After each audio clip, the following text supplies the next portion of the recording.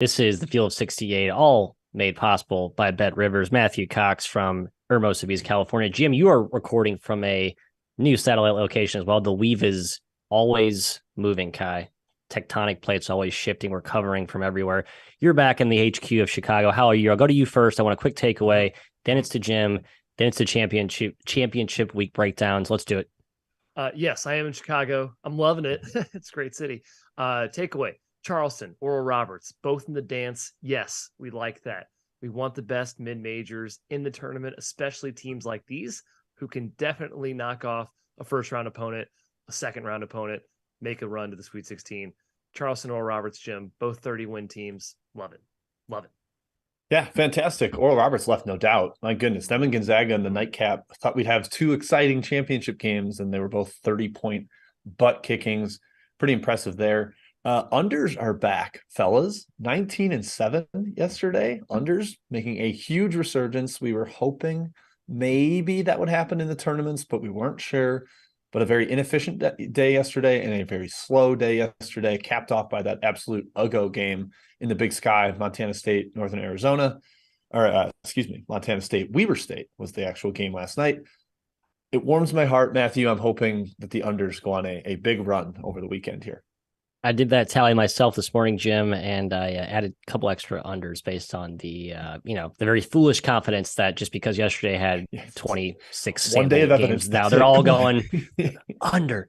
Obviously, great transition to our first game, the Big Sky Championship, which certainly feels like an under if last night's game is any indication of what tonight's could look like. Montana State prevailed in the ugliest, most disgusting, most repulsive offensive performance I've ever watched with my own two eyes, Jim. But they did win, and they got the W over a feisty. Who do they play? I'm already blanking. Weber State. They don't deserve to be remembered. Their name does not deserve to be mentioned because it was so bad.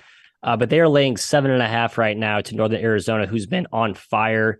Obviously, the total's been bet down from the opener 138 to 135.5, trying to probably bet against the double OT tired legs angle. Jim, I'm a square. I took the under and I took the dog here. So that's tip my hand right there.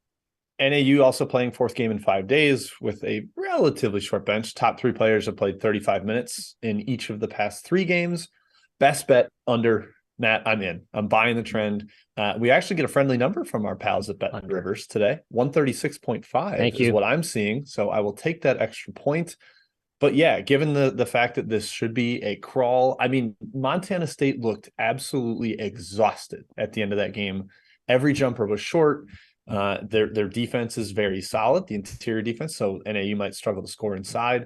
Last game these two played was 60 possessions, so I'm hoping that keeps tempo down along with the legs and the stakes of a championship game. I'm riding with it, Kai. I like the under. I also do think the spread feels a bit high, but there's a big edge with the Montana State interior offense against NAU's interior defense, and that kind of spooked me off the spread. But I do like the under 136.5, one of my best bets today. Yeah, what a run by NAU. 9 seed in the Big Sky, making it to the championship. They have great guards, and that always gives you a chance in March, right? Jalen Cone, he played for Virginia Tech. He was a top 100 recruit. Also, their big guy, Carson Tout. This guy's good. Have you guys watched this game? Nick Maines is good. The team's good. They should have been good all year. They should have been good last year. It makes no sense. The team is good. It's supposed to be good. They so have some talent on this team. 7-22 versus D1 competition before this tournament. How? And if they do win and make it to the dance, they'd be 13-22, which would be the worst record ever for a team to make the tournament. Lafayette could also do that by beating Colgate. We'll talk about that in a second. Yeah, Montana State swept the series, but last game was a 1-point game. NAU can hang here, man. They can handle the ball. Their shot making gives them a chance. I ultimately think Montana State wins this game, but I do think NAU hangs around, and I lean towards a 7.5 point spread for the Lumberjacks, Matthew. Yeah, I worry what the tired legs could do to, I guess, both teams' defense. I think we always look at that as an indictment on the offense and maybe slowing pace. But obviously, if your legs are feeling like jelly, you're not going to slide your feet as efficiently against drivers. So I'm hoping that plays true to form, but we'll see. Let's pivot to another championship game here. The Patriot, Kai, on the East Coast. Colgate. Did you say that was your best bet, Matt? I was going to come back to it at the end. Oh. No, it's my best bet. I'll just spoil it. No, you're right. Thank you. No, I wasn't. You're right. I forgot what my best bet was. I bet a lot today, fellas. I have a lot of best bets, so I'm going to pick the best of the best. At least I think I am. I'm taking NAU plus 7.5. The money came in initially on my side, and there was some pushback. Some people came in on Montana State, which I don't really understand. Makes me a little bit nervous, but I am going to take the Lumberjacks here plus 7.5 as my best bet. So a double dose of best bet action here for the Weave. All right, now we talk Patriot Kai. Colgate hosting Lafayette again. This game will be played on Colgate's home floor up there in upstate New York. They're laying 2 touchdowns. It feels high. I know Colgate is the overlord of this conference, and they beat teams by a lot routinely, but look at the 2 matchups against Lafayette this season. Not exactly emphatic victories, including the most recent one. I kind of like the dog here, but fading Colgate's never fun, so I didn't do it. What do you think, Kai? Yeah, 14-point favorites. We saw double-digit championship favorites yesterday go 1-1 against the spread. Charleston didn't cover, but Oral Roberts crushed North Dakota State. Yeah, Lafayette just hangs around. They played Colgate within 4 points last game. They dragged that game to 62 possessions. It was tied at half.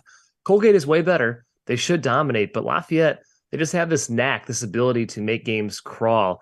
And they do have a bit of variance in their favor with their shot making. It is possible for them to stick around. I do lean towards the dog, Jim, on the number. I hope and I think Colgate will win. But at 14, I lean towards Lafayette. Yeah, this is too dang high. Both games they played 62 possessions. Lafayette is an awesome underdog, 13-7 against the spread, covering by an average of almost 4 per game. They're terrific. They just muck the game up. They're going to make Colgate really, really execute in the half court, which of course they can do. They're a terrific half court team. But I've been far too low on Lafayette ever since my conversation with Mike Jordan all the way back in like July, where he was like, I don't know, this roster, who knows, man. And then they've just been like hyper competent all the way through the year, even through his suspension. So yeah, Matt, I think it's too high, 14 points. When the 2 margins were 4 and 12 this year. Great underdog. I'll take it. Lafayette, definitely. If you're going to take Lafayette, I would take first half. Looking at the Merrimack game yesterday, I was trying to pick off some anecdotal historical examples. I think these teams that play championship games on their home floor actually come out tight to start the first half. So could be a good angle there. And we know Colgate has that spurt ability that could put you away in a hurry. So that's my angle if you're looking to play the Lafayette Leopards, Jimbo. One last championship tilt. Let's go to the Southland, the home court to McNeese State, as we call them. But McNeese did not advance to the final, unfortunately. Valiant effort, though, a big-time run there for the hometown patrons. Northwestern State will be taking on Texas A&M Corpus Christi. I've been in Nacogdoches, Northern. How do you say it, Jim? How do you where Northwestern State located? Natchitoches. Yeah. I know we butchered that so many times. I've been a Demon believer all season. I think +3 is too many. Are they the better team? I don't know if I want to go that far, but +3 on a neutral, I like that side. Take, Jim. Sorry, I thought you were finishing a sentence with take, like no, take this side. Your take the Demons. Okay. I know it was a quick stop up there. Yeah, 3 was like exactly my cutoff, Matt. I kind of like the Islanders laying -3 because I trust them way more. I think they've got serious interior edge here. They've got a lot of championship experience. 5 guys that played 19 plus minutes in the NCAA tournament last year. Won this Southland tournament, but Northwestern State's really talented. Their guards are too good to just write off. Like if this were to get up to 4, 5, I would certainly lean towards the underdog. They probably have a higher ceiling, Northwestern State. They beat TCU this year, but I just kind of trust that Mushila, Murdix, Tennyson core for Corpus Christi, and I kind of think they're slightly better coach. I know Gibson's kind of a hot name right now because of his work in the portal, but Lutz off the painter tree, he's been fantastic there. So it's actually a lean towards Corpus Christi for me, laying the 3, but it's a dicey number for sure. Yeah, 2 very good Southland schools playing for the honor of a 16 seed. How wonderful. Yeah, Corpus swept the series. They won by 6, won by 8. Northwestern State led both those games in the second half. So it will be a tough battle, a tight battle here. In 2 games, though, Corpus Christi has shot 62 free throws against Northwestern State. That's hard to overcome, and they're going to get to the line pretty consistently again, I think. Talent-wise, Northwestern State has the edge, like you guys said, but Corpus Christi has the coaching edge, and they play just excellent defense. They're number 1 on both ends of the floor in the Southland. I think they dominate the glass here on both ends, get to the line, like I said. I lean towards Corpus Christi. Kind of interesting here. This is the second best 3-point shooting conference in the country. I'm not sure if people realize that. Like, people actually make shots in this league. And Corpus Christi, note on that, Matthew? Yes. Go. In the two games that Corpus Christi won, Northwestern State shot 10 for 49 from three, like 20%. So that's kind of part of that dominance in two games. Yep. We'll see. Perfect setup there. Opponents have only hit 32% of their threes all league play against Corpus Christi. And they play kind of a saggy conservative. I think there is a big fat regression monster lurking behind Corpus Christi. So that's the second time I've done this hand gesture today, Kai. I think is it like a 2-year regression monster? Because it's all going to come just Lutz is incredible. Swapping back right here. Lutz is awesome. I know. But this year, though, it is odd to see that dichotomy in the splits, given how strong of a shooting conference this has been. But anyway, we move on here. Let's go to the ACC tournament. Some undercard games here today in the power conferences. Kyle, I'll go to you here. Georgia Tech playing Pitt. Georgia Tech's been a fireball lately. They were a shooting regression candidate early in the season in the positive direction, and they have cashed in recently. Absolutely on fire, making shots from everywhere. They have some personnel issues, but is 7 too many against a Pitt team that we don't necessarily trust as a favorite? Yeah, they've won 4 straight, 6 of the last 8 in the ACC. They barfed a win against Florida State. They lost the entire game. They should not have won that game. But can they compete here? Maybe. Pitt swept the series pretty easily. They're the far better team. Like you said, Georgia Tech has personnel issues. Yeah, they're thin. They played 5 guys against Florida State, plus 1 sub for 7 minutes. No Davon Smith. I think that's really tough in a tournament setting. Again, Pitt handled them easily twice. Not too concerned about Pitt as a big favorite anymore. They're one of the best ATS teams in the country. I think they kind of keep it going here. I lean Pitt, Jim, although Georgia Tech can definitely make it ugly. Yeah, no, you mentioned no Smith, also no Howard, no Maxwell. That's why their rotation is so desperately thin. I think that's very conducive to under. Yesterday was 59 possessions. Georgia Tech's zone is going to slow things down, probably prevent Pitt from running a little bit. But I also do lean towards Pitt on the matchup, Matt. They can shoot. You need to be able to against this zone. I kind of like this Panther squad, and with Georgia Tech coming off that emotional, undeserved victory, definitely I would argue that with Kai, or take his side. I do lean Pitt, lean towards the under, but I have not bet this game. Yeah, under feels right, doesn't it? Just in that cavernous venue with these two teams offensively, especially Georgia Tech. If they shot like they did the first 2 months of the year, I think that could be an easy under. Yeah, let's pivot to 3.5 points. It's been bet down. Yeah, you're right. Yeah. A lot of these totals, obviously, if you get later in the conference tournaments, have been consistently bet to the under. So Jimmy Undertaker better be making those moves early. Yeah. Jim Undertaker, are you my czar today, or is that Mr. McKeon? I was who was assigned? Poorly communicated, actually. Kai, have you been taking any notes? I honestly have not. I assumed it was going to be you, to be honest. I love this. Let's do it on the fly here. I'll just kind of scroll through the chat. No, it's not. Don't worry let's talk Grambling Bethune-Cookman. That's been talked about a lot. 10 point spread. Cartier Gordon, almost my best bet. Cartier Gordon arrested yesterday. I'd like to say I'm surprised. I'm not. So I lean towards Bethune-Cookman plus 10. I do too. Yeah, they play close by their season. Bethune. Matt loves the talent level on that Bethune team. I've sort of given up. I think they're terribly coached. But they might be. I don't care. Last chance. Put up your show, especially against a team without Gordon. Although Grambling steamrolled last game without Gordon, they're just really good regardless. But obviously, he's a completely different monster. I saw Georgia mentioned. They are a dog to LSU. Rather surprising. Where's that game? Why is that? Yeah, LSU laying LSU -3. Right. They went 2-16 in the league. I don't know. It's rather surprising. Georgia just really fell off towards the end of the year. I kind of lean towards Georgia, but I'm not emphatic enough to bet them. Yeah, nothing at the current number. I don't know. I could see LSU being one of those weird teams that maybe plays up in the conference tournament. They weren't awful all year, right? They just weren't that good. I don't think Georgia does anything special either. Here's one for you, Matt. Butler's getting 5.5 today. Is this the reset button? Your Bulldogs? Nope. Didn't. I was the bait was swinging in my face, but I kept swimming right by it. You know why? Because Mr. Bates, Manny Bates, is hurt again. I don't know how serious it is. I should have done better due diligence there, but all I needed to see was best player for Butler, not 100%. Okay, pass. And so I moved on. Yeah, pass feels right. I'm not like excited to lay points with the Johnnies. St. John's, yeah. Yeah. Kai, how about Ryder? They're 6.5 point favorites today. They're taking on St. Peter's, who actually had a dominant second half yesterday. Peacocks or Bronx? I lean St. Peter's at plus 6.5, but Ryder has beaten them quite easily in the last 2 games, or only 2 games this season. Perhaps they just have their number, so I stayed away. Ryder might be really good. I think I've come around to that conclusion. Solid. Yeah. They might be really good. Generally lean towards the dogs in these MAC tournament. Yep.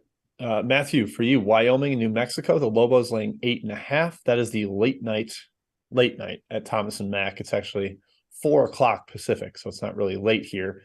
What's your take on that game? I don't know. It feels high, but again, I've kind of given up tracking the whole Wyoming personnel carousel. It could be a team that you would think out of nowhere plays better in a conference tournament time. That's just dealt with a slew of, avalanche of injuries and stuff that's just derailed their season. So I kind of lean toward, the Pokes here at plus 8.5. Money's coming on the Lobos, but nothing strong for me. Kai, to you for Villanova and Georgetown. Nova's been bet up. I'm seeing some 11.5 in the market. Georgetown just completely rolling over. Is this it for Mr. Ewing today? I think it's too high. We've seen Georgetown play tough in the tournament before. I mean, Ewing won the dang thing a couple of years ago. Not as good of a team, but they still have a lot of talent, and we all think Villanova is overvalued in the market right now. So I lean towards Georgetown at plus 11. Yeah, he's good in this format, Jim. You know why? Because every year he's like, if I can get fired this offseason, maybe I'm going to put up one big last stand to, re-infuse confidence in my alumni and backers. I like Georgetown here too, for no good reason other than that. I don't have enough screens to pull it up right now, but I'm pretty sure he's been pretty good against the spread against Villanova too. They just, for some reason, have been solid there. Oh, a little Monica appearance in the background. That's Monica, fun. welcome. She knows better. I'll talk to her for the show. She knows better. Let's see. Matt, your West Virginia Mountaineers laying 4 against Texas Tech. I lean the other way pretty hard. I think there's an energizing factor. Next game after the chat mob. Next game after chat mob. Good call. All right. Sorry. I'm just going through the chat mob here reading. Matt, FIU +1 against Louisiana Tech, a team you saw live. What are your thoughts there?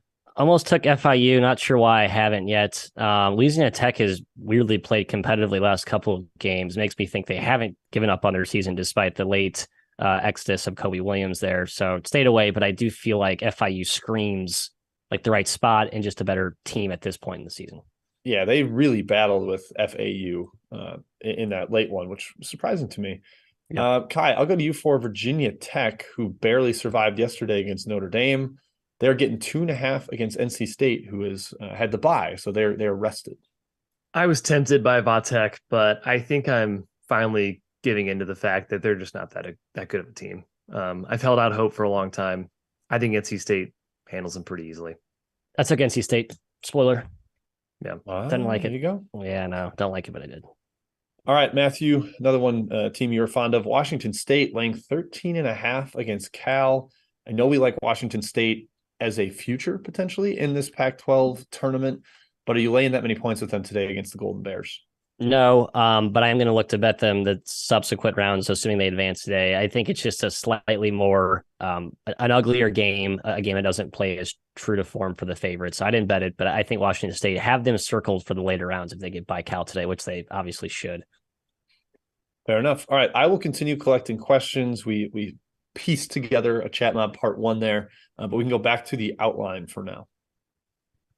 Let's do it. Well, hey, you teased it, Jim. Texas Tech, West Virginia. Big 12 action. You mentioned you lean toward West Virginia.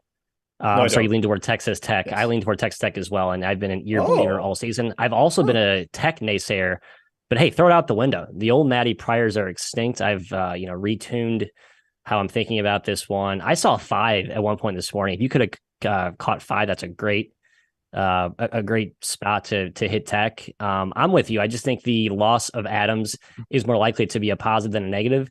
Even if it's a negative, this team can compete with West Virginia and should play close to a pick'em, especially with both Bacho and IMAC in there, right? You need to be able to combat West Virginia on the glass, and so now they actually have both bigs in there. I think that helps. So I like Tech even at 4. Yeah, I think these teams are closer. Sorry. They're closer closer in real life than they are analytically. 17th and 53rd is their current ranks in KenPom. It's hard to tell how Texas Tech's going to react after the Mark Adams suspension. It's either a rallying cry because he's not a good guy, or they're completely lost without their coach, which could be the case. Split the season series, both won at each other's places. The rebounding edge is pretty stark. AMAC helps, but still, West Virginia, best offensive rebounding team in the Big 12. Texas Tech, second worst. AMAC helps that. I still think there's an edge there for West Virginia. Texas Tech, they're pretty disciplined defensively. They're not going to give up a bunch of free throws per usual to the Mountaineers. That's what they kind of rely on offensively. At +4, I do lean towards the Red Raiders here, Jim. Yeah, so last 8 games, Texas Tech has lost by 3. They've won 4 games, then they lost by 1, lost by 4, lost by 3. Like, this team doesn't roll over, and that was when they were playing for a coach that they apparently didn't like. Reported that they're ready for Adams to move on. That's why I think it's going to be a net positive for them, because just the way Field of 68's Jeff Goodman worded it, it doesn't sound like they're not going to be too heartbroken that he's gone. So given that, the fact that they're a much better team with AMAC in the lineup, Pop Isaacs is healthy, and the team still has pretty solid talent and maybe the incentive to try to run through this tournament and make a push for the postseason, I like the Red Raiders with the +4, Matthew. Well, agreement from me. Let's move on to another Big 12 opening round tilt here. Again, a spot where I like the dog, although at this point there is no dog. It's been bet closer to pick. Kai, Oklahoma against Oklahoma State. The Sooners feel like the more desperate team. And I know there's whispers that Avery Anderson may be coming back today. Oklahoma State's been a different team without him. What do you make of this handicap? I just think Porter Moser in a more desperate spot's the right play. But yeah, I'll go to you here. What do you think about the Sooners? Basically, just got to win this game, opening round at the Sprint Center. Yeah, Oklahoma State swept Oklahoma this season. 1 by 16, 1 by 10. They might have their number, but they also had Avery Anderson in those games. Clearly not quite as good, especially offensively without him. Oklahoma's a strange team. They can defend. They have kind of a wild card offensively with Grant Sherfield, and they are definitely a well-coached team. But ball handling is always going to be a concern against Oklahoma State's pressure. I lean towards Oklahoma State -1, getting it done. I don't have a lot of confidence. This is probably my least confident game of the day, but I lean towards the Pokes, Jim. Yeah, I'm with you. I think it's just a matchup thing. Like the controlling both matchups, looking into the stats, it wasn't some aberrational thing where, I mentioned Northwestern State shooting 20% from 3 and 2 losses to Corpus Christi. I don't feel like that's what's going on here. The athleticism just really, really bothers Oklahoma. And Oklahoma State's relatively comfortable playing iso ball offensively. And that's what Oklahoma forces you to do by going under every screen and just kind of keeping you on the perimeter. And it's just better to attack 1v1. And Oklahoma State can do that. So yeah, Matt, I definitely lean Cowboys getting the triple sweep of the Sooners today. All right. Well, we'll be head to head on that one. Let's go to Big Ten country, Jim. Ohio State versus Wisconsin. Buzzcut Badgers. Money coming in recently here on Ohio State and bet up to -2. Buckeyes have been better lately. Let's go back 4 games. Penn State lost by 4 at home, beat Illinois by 12 at home, beat Maryland by 11 at home, and went on the road and competed with Sparty. Team playing better. I mean, it's clearly put to bed like that disaster run they've had. They've kind of retooled some roster and lineup pieces there. And I think the market may just realize that Wisconsin's really bad. I don't know. What's your take on this game, Jim?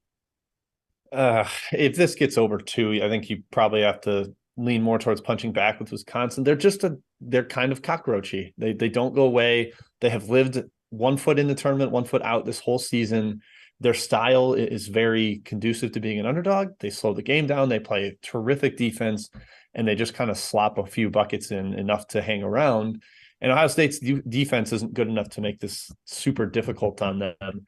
I do like the Ohio State recent form. They're playing much better. They sort of figured out their rotation without Zed Key. The freshmen have stepped up and become the leaders of the squad.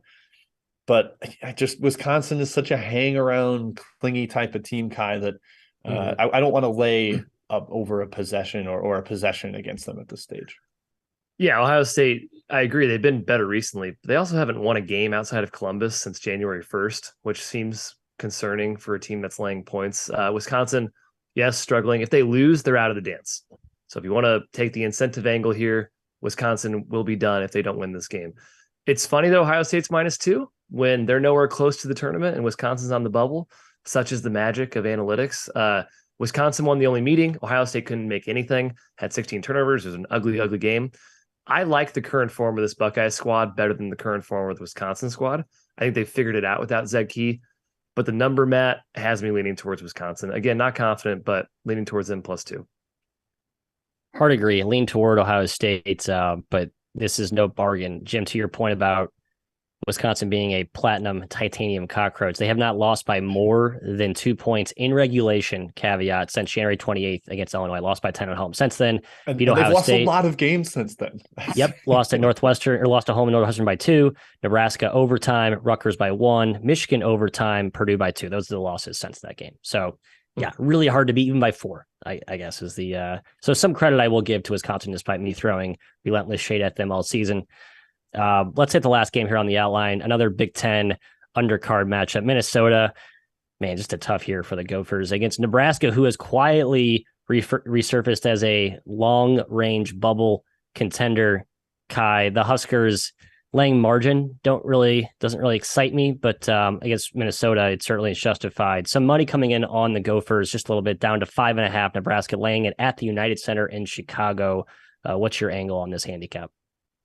Yeah, Minnesota's scrappy. They pull teams into the mud. The last 2 games, they beat Rutgers. They nearly beat Wisconsin. So they're competent-ish, I will say. But Nebraska beat them pretty easily on February 25th. I think they win this game. They've been playing their best ball as of late. I think 5.5 seems about right here, Jim. Slightly towards the Huskers. Yeah, same. I like this version of the Huskers. The Walker distributing at the top of the key, Tominaga running all around like crazy, distracting the defense, and then you get Griesel driving into gaps or posting up against guards, and teams just have a real problem figuring out how to combat that. But Minnesota has been more competent. The Garcia back in the lineup thing has really helped them. Although the win over Rutgers, I think has a lot more to do with Rutgers being awful, and Rutgers still controlled that game. It was like a frantic final minute comeback. It wasn't like Minnesota looked great the whole way. So definite lean towards Nebraska, but I'm not super excited about laying 5.5 with them, Matt. I like him more as a dog. Yeah, agree. And we'll see if they can keep this run going. Hey, before we get to Chat Mob Part 2, speaking of runs, we talk about Run Your Pool, a partner of our fine Field of 68 employer. Rob's worked with these guys before. He is all in on this partnership. They have more than 50 game types for every sport you can think of: traditional bracket pool, survivors, head-to-heads, pick an X number of games, squares, all of that good stuff. It's all there. You can set up your own type of pool, scoring customizable, basically tailor the pool to your needs. My sister was just setting one up actually yesterday. I was helping her along, doing a little bracket pool for the office, Kai. We miss office pools. We used to work in offices. We no longer do. So we are devoid of such a fun experience. Best part, though, they're giving away $1,500 in cash prizes for free. Just sign up at the description, play.runyourpool.com/field of 68. That's field 68. Field 68 after the backslash. Fill out a bracket and you will be eligible to win said prizes. Let's get to the outline. I'm sorry, to the chat mob. We're done with the outline. Czar, Jim, take us away. We're going to go to the MEAC, 2-pack from the MEAC. You'll each get one. Kai, I'm giving you NC Central laying 11.5 against Delaware State. Stan Waterman and the boys. They've been feisty at home. What do you think about in this game in the tournament? I lean towards the dog ever so slightly, Jim. I don't think there's a huge gap in this league between the top and the bottom teams. So double digits, lean towards a Delaware State, especially on a neutral. So, Matt, does that mean you like South Carolina State getting 8 against Howard, the champion of the I bet them both. I know Howard got settled back last game, and he's absolutely critical. But I did take both very small. I'm just in Kai's general angle there is exactly what I lasered in on. I think these games are just a little closer. Yeah, the games they played without Settle down the stretch, they were awful. And when they got him back, it was like immediate switch flips. That's my concern there. Seems like he really, really matters for them. I'll take this one. Fresno versus Colorado State out here in the desert. -3 for the Rams. I sort of lean that way, but I'm with the general sense of the under here. Weird early tip at Thomas and Mack. Neutral court that is a relatively large venue, so not ideal shooting backgrounds. And Fresno's going to try to grind this game to a halt, play in a very, very half-court type setting. So lean towards that under. I think it's 133.5 out there. Matthew, in Conference USA, Western Kentucky is a favorite, -2.5 against UTEP. We don't typically like that squad as a favorite. What are you looking at with that one? No, we don't. They've bet up to 2.5. I kind of like the minors, our minors, punching back. Thank you. Throw it up, hang loose. I'd like it at 3, though. Nothing profound. Western Kentucky feels like a team that just didn't really care for most of the year. Maybe they play better now, or they could just not be a good team. Unclear. Either way, I'm not getting involved. Kai, in the SEC, Ole Miss is laying 6.5 or 7. Just shocking for a team with an interim coach and has not been good down the stretch. But they're against South Carolina, who has been bad all season. Is that too many points for the Gamecocks? Yeah, I lean towards South Carolina, but I'm not touching this game. Neither team's good. No thanks. Yeah, I can't get on board with laying that many points with Ole Miss, given how they've been playing right now. So not super interested there.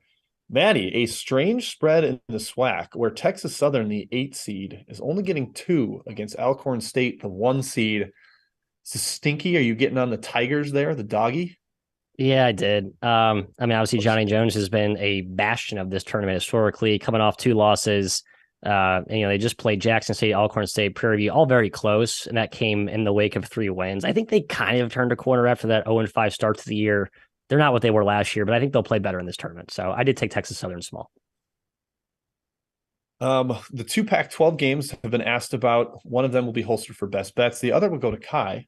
Colorado -2.5 against Washington. Some personnel questions for Colorado's. KJ Simpson missed their regular season finale. I don't know if he's going to be back or not for this one. Is that the total swing factor for you there, Kai? I just kind of trust Colorado more than Washington. That's what it comes down to. I trust Tad Boyle more than Mike Hopkins. So I lean towards them -2.5. And since I'm in Vegas, I'll take UNLV taking on the Air Troops. UNLV laying 6. I vastly prefer Air Force in this one. The Air Troops. Keyshawn Gilbert, I believe, is suspended for UNLV. Got suspended for a game. They're coming off a massive emotional rivalry win against Nevada up in Reno. Now they come back here, take on a feisty dog, a team that just lost or kept it to a 1-point game in this same arena, Thomas and Mack, like a week and a half ago. So big Air Troops lean for me in that one. That I will probably be betting that one once we get off of the air here. Matthew from Madison Square Garden. DePaul taking on Seton Hall. Shaheen Holloway, the maestro of March, laying 5 points against the Blue Demons. Are you going to lay it with Mr. Holloway? Seton Hall feels like a sucker bet. I think DePaul weirdly competes in this game. And that's based on little to no, data or strong factual basis. Just my gut tells me this game is oddly closer than it looks on paper. George Washington got mentioned in the chat. Let me pull up that line. Let's see here. They are in the taking on St. Joe's, who just won yesterday. Kai, GW laying 2 against the Hawks. I lean towards St. Joe's, but I have no rational explanation as to why. I really like their guards.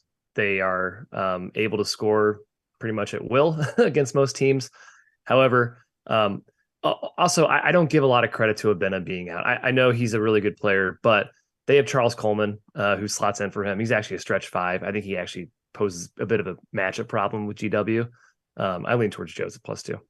I can't believe that dude is a stretch 5. His form is ugly, but he made a couple threes yesterday early, and it changed the game, forced them to come out on him and opened up some driving lanes. So it mattered. Let's see. I believe that's it. Apologies, chat, if I did miss anything. Kai, scream at me if you see one that I missed. But let's go to best bets, which means we're leading off with Mateo. As I almost forgot to share on the opener, I'm taking Northern Arizona, the Lumberjacks. Jalen Cone, former Virginia Tech transfer, is finally manifesting the destiny that we all thought he would achieve last year, kind of underachieved. This year, underachieved. Now it's all coming together. I'm going to keep riding the magic carpet ride that is the Jacks run, +7.5. Kai? I'm going Richmond +3, guys. George Mason did sweep the series. Both games were close, though. 1-2, 1-4. I trust Richmond more in a tournament setting. They have a more reliable style. I don't think George Mason guards the Princeton action very well. Tyler Burton went supernova yesterday. I like riding star guards. I don't think Kim English is a good coach, and I don't think he'll have a good preparation for this game. And Victor Bailey is probably solid for George Mason, who I think is important despite their recent run down the stretch. So Richmond +3. Love it. Love it, Kai. Reminder, I have Northern Arizona and Montana State under 136.5 in that late night cap in the Big Sky. And I'm also going to Utah, -1.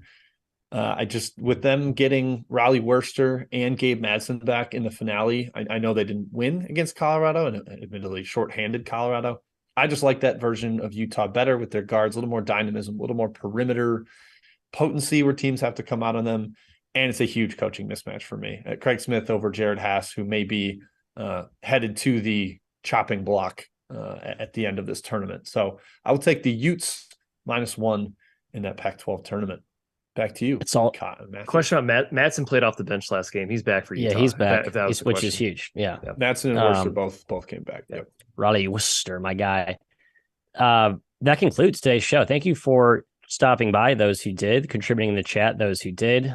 Also, stay tuned. Stick around. We're going to do a live podcast here, tipping off at noon 30 Central. Is that correct, Mr. McKeon? 1:30 right. Eastern, 10:30 a.m. Pacific. Tomorrow, as we continue to shuffle around our time for this show, given the conference tournament schedule, we will be going live an hour later tomorrow at our usual time, correct? At 12 p.m. Central, 1 p.m. Eastern. That's 10 a.m. Pacific. Thank you again. BetRivers, Field of 68. Run your pool. Sign up right now. Do it. Also hit the like button on the way out. Smash it with force, but don't break your keyboard. Come back tomorrow. Until then, good luck. Winners only, please.